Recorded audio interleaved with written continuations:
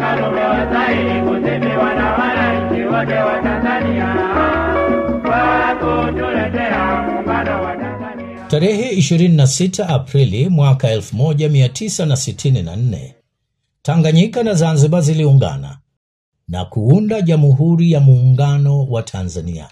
Napenda mfahamu wananchi wote, si kazi ya Mwalimu Julius Nyerere, si kazi ya Abeid Karume, jambo la wenyewe wa Afrika wote, na sisi tumekubali kuwatumikia wenyewe wananchi.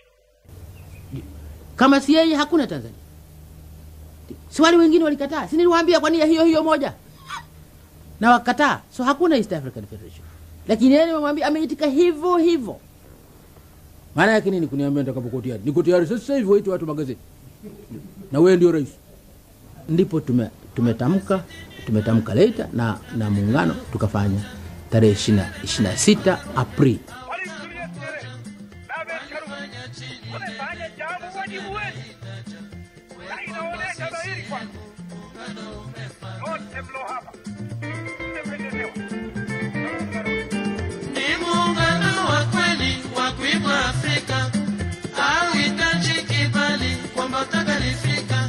Umoja huu umeweka msingi wa mshikamano, amani na maendeleo kwa vizazi vya sasa na vijavyo.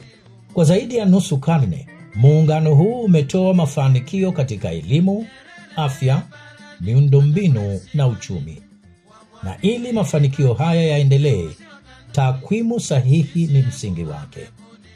Ofisi ya Taifa ya Takwimu na Ofisi ya Mtakwimu Mkuu wa Serikali Zanzibar zinafanya kazi kwa pamoja kuhakikisha taifa linapata takwimu rasmi zitakazotumika kuwaletea wananchi maendeleo. Takwimu ni dira ya maendeleo na muungano ni kiini cha mafanikio ya pamoja. Tunapoadhimisha muungano, tunakumbuka nguvu ya ushirikiano na umuhimu wa takwimu katika maendeleo. Muungano wetu ni dhamana, heshima na tunu ya taifa. Shiriki uchaguzi mkuu wa mwaka 2025. Mipango jumuishi kwa maendeleo endelevu.